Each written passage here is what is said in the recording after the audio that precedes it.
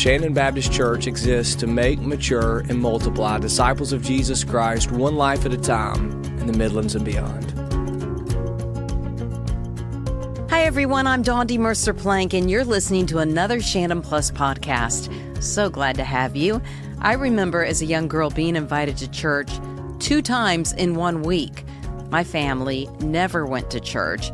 I did not become a Christian until my freshman year of college. So as a child, going with a friend those 2 times in 1 week at her church made me think, wow, God will be happy with me. Well, sometimes even we as mature Christians can think that being in church a whole lot makes God pleased with us. So let's dig deeper into that concept and see why that mentality can create barriers in helping us grow in our Christian walk.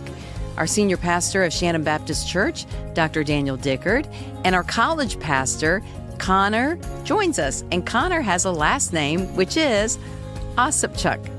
Great. That was great. I finally got this. You got it. It's Dondi. awesome. It's Osipchuk, Oh, but it's that was great. Osipchuk. We're regressing now. Yes, so, we are. yeah. That's why we just say, here's Connor. So, Daniel, I actually want to start with you. How has the church confused her mandate of corporate worship, gathering together often, with the mission of the church, which is to make, mature, and multiply followers of Christ? Obviously, the reason I'm asking this is the confusion can create barriers. You're right. It does create barriers. I think of a well-known preacher, John Piper, who once said, missions exist because worship does not. Now, we're for both. It's important that we worship. It's also important that we participate in the mission of God. But what we've seen over the last 20, maybe even 30, 40 years, Dondi, is Christians have subtly reinterpreted the Great Commission. Jesus gave us the Great Commission to go and make disciples. And in this reinterpretation of the Great Commission tells us to go and reach the lost, but we have reinterpreted that to bring the lost to the church. So the Great Commission begins with going rather than coming. So if I could explain it this way, in many Southern contexts when it comes to churches, so let's say that you're listening, you're not from the South, but maybe you are from the South. Here's the way that church planning often starts. We start a service. We then make disciples with the goal of reaching the city. But that is the inverse of what the Scriptures teaches. In the Scriptures, it was you would reach a city by sharing the gospel, you would build up disciples, and then church services would start. So we have reinterpreted the Great Commission from a go and tell to a come and see. And I think that this is a barrier, Dondi, when we live in an age where Christianity no longer has the home field advantage because of some of the secular movements in the West, that there are folks who may not be as open to coming to a church. And so we've got to get back to the biblical strategy, in my opinion, and that's engaging people where they're at rather than expecting that they're just going to show up at church on a Sunday. And Connor, that's something that you have really strived to do, is to reach college students where they are. You've got an amazing ministry here within the walls of Shandon Baptist Church, and then you've actually taken that outside of the walls as well.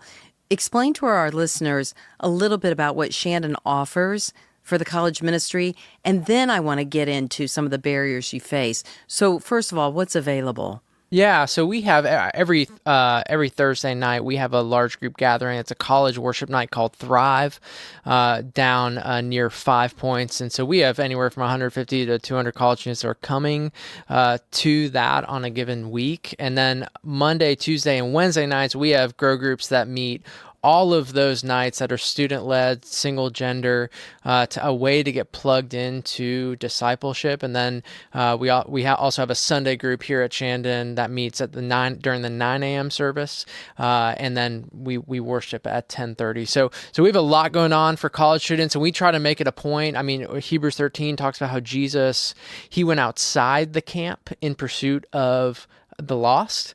And I think for us as a college ministry, we don't only want to be a ministry for college students who are coming to our church, but we actually want to go outside the camp to engage college students relationally. So. Awesome. The barriers, though, when we look at some of the barriers we face, it can differ depending on age groups. For college students specifically, what are some of the barriers you see in them coming to Christ or becoming mature in their faith and discipling others? Yeah, and so I think there's a couple of different barriers I could talk through. One being on the laborer side. I think Daniel is spot on in his observation of, as this incoming generation, less and less have trust in institutions, less and less have from a cultural background where it is normal just to go to church every Sunday morning. And because of that, it's harder to do ministry just through events. I like to say that, the events are not the ministry, but they're actually a catalyst for the ministry. Because the reality is the gospel on today's college campus is really primarily moving through relationships. Mm-hmm. And so as far as we can engage the campus relationally, we can reach them with the gospel. And so when we rely too much on programming or too much on events for the sake of spreading the gospel, it seems that we reach less people. Also, when we as a ministry get in what I like to call holy huddles, or where we're only hanging out in the context of Christian community, and not really engaging the lost in friendship, if we don't have lost friends, we have a lot less people willing to come to anything that we're doing, because the normative way lost students get plugged in today, it starts with a friendship of a believer that they trust, who is then inviting them in after that trust is built. Mm-hmm. And so that's the barriers on the labor side. I'd say on as far as the harvest goes, I'd say it's very similar.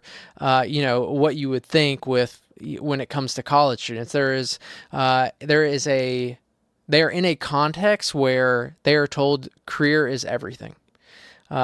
You pursue career at all costs, and this is even true for people, for college students that come from a Christian background sometimes, where even their parents are telling them, hey, your career is the most important thing about you, because we as a society have really bought into this idea that, hey, you are what you do. And the beauty of the gospel, it says, hey, you're not what you do, you are who Christ says you are. And so we get to come in and tell a better story on that, but it's hard because they're oftentimes in families are saying career is the most important thing. They're listening to advisors and professors, and other students are saying, hey, we're here in pursuit of career. Another barrier on the harvest side is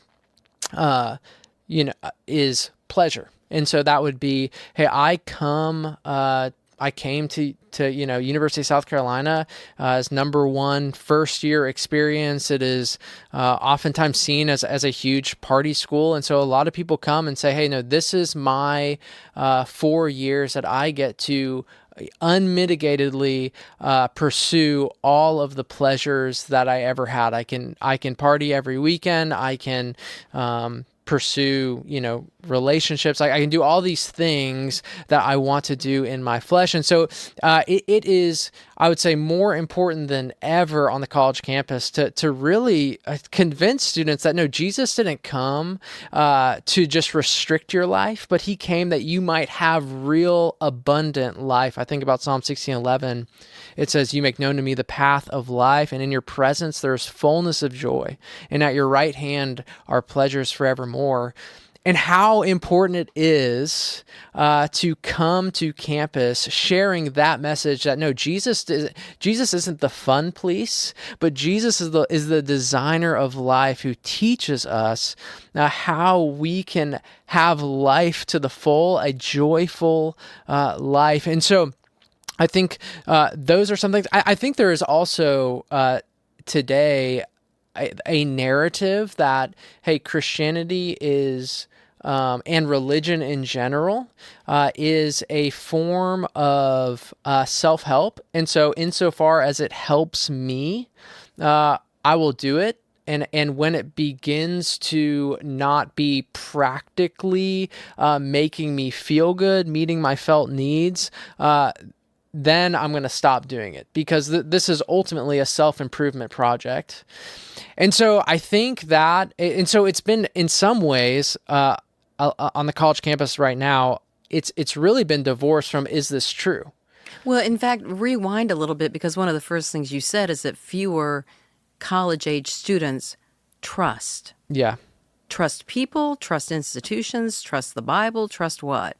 Yeah, I would say all the above, right? Because I mean, even when I was in college, and I'm old, but I'm not that old. But the question that most college students were asking about Christianity, and really apologetics, it was this question: is this true? And so a lot of apologetics revolved around, what do we do with evolution, age of the earth, those things. In today's landscape on the college campus, I would say the more pressing question is this good? And so it's much more about, hey, does Christianity lead to oppression? Is this something, how does this square with justice? Some of those questions. And I think even that's been a pragmatic bent on it. And I think, if you think about mega churches in the past 20 years or so, in some ways, church hurt has been exported to the society as a whole, because everyone has just seen these stories of pastors who have fallen, and even if you go beyond the church, big institutions that have taken advantage of people. And I think this is just a generation that's really sensitive to those things. They have seen those things. And so, whereas maybe in previous generations, we've started from a posture of trust, this generation is really starting from a posture of mistrust, and saying, and what is necessary then is first proving that you are trustworthy, and then coming and inviting them or bringing them the gospel message. So you paint a very clear picture of where college students are. I think even though we're focusing on college students, Daniel, a lot of the mistrust or love of pleasure and other things really can apply to any age. How do we as a church, specifically here at Shandon, but churches in general, how do we break through those barriers? We have a saying here at Shandon, especially on our staff: everyone is on the connections team. So we have a double promise that we're going to be sharing with the church this fall. And you say, what do you mean by a double promise? Well, the first part of that promise is we want you to invite people to worship. Now, someone's going to say, you're already contradicting what you said earlier. We're supposed to go, and now you're saying invite. It can be a both and. Yes, we want to deploy our believers to get out into the world, but in a place where we still have a little bit of a home field advantage, we want to create a culture of invite. But it doesn't stop at the culture of invite. You and I have talked about this, Dondi. We often say, hey, I want to share my faith with someone. And the first question that we ask is, where do you go to church? Not, can I talk to you about the Lord? Right. And so we do want to have that culture of invite. But the double promise is, on the one hand, you invite someone. But on the other hand, when they come, we as a church leadership, we're going to stay focused on the mission. We are going to keep it about the Word, about the Lord, about loving one another. We're not going to move off into these tangents. But one of the ways that you kill a culture of invite and a culture of sending is through criticism. So, you brought a friend with you, you're leaving from church, going home, and you say, hey, sorry about our preacher today, or sorry about the music today.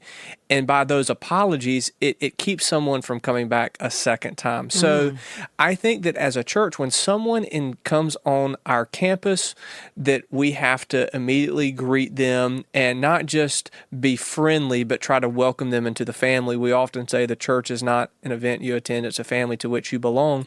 But when it goes to going outside the walls of the church, I think a barrier is we can be really kind and really friendly, but also very surfacey.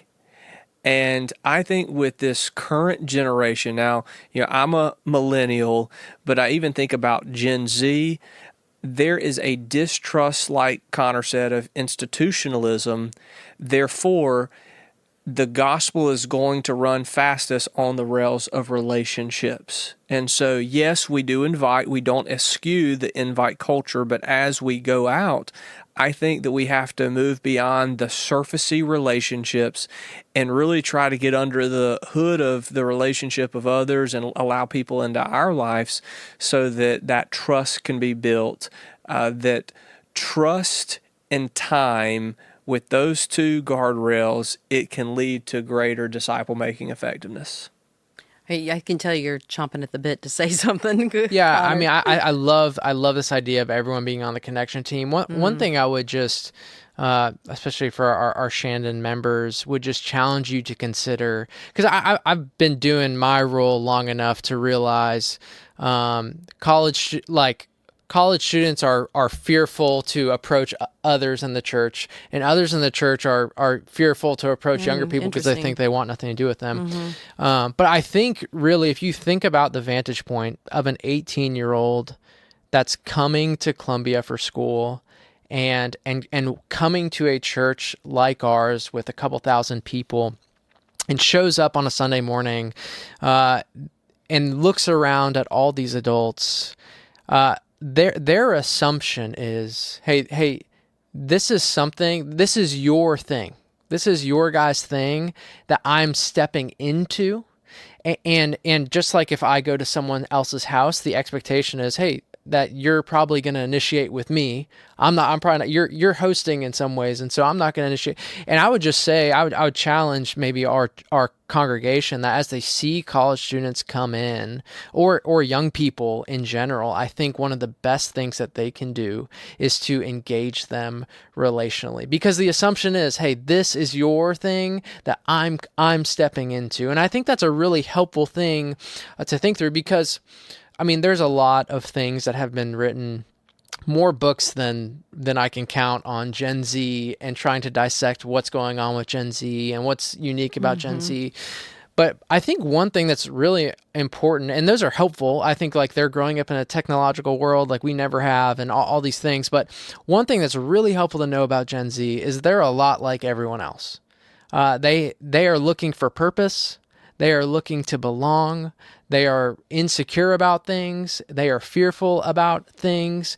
And so, and those things are all going to be overcome by the gospel, which is going to be received through relationships. And so I think with this idea of everyone being on the connections team, as far as what can Shandon do to help overcome these barriers with college students is, hey, engage relationally as you see them come in.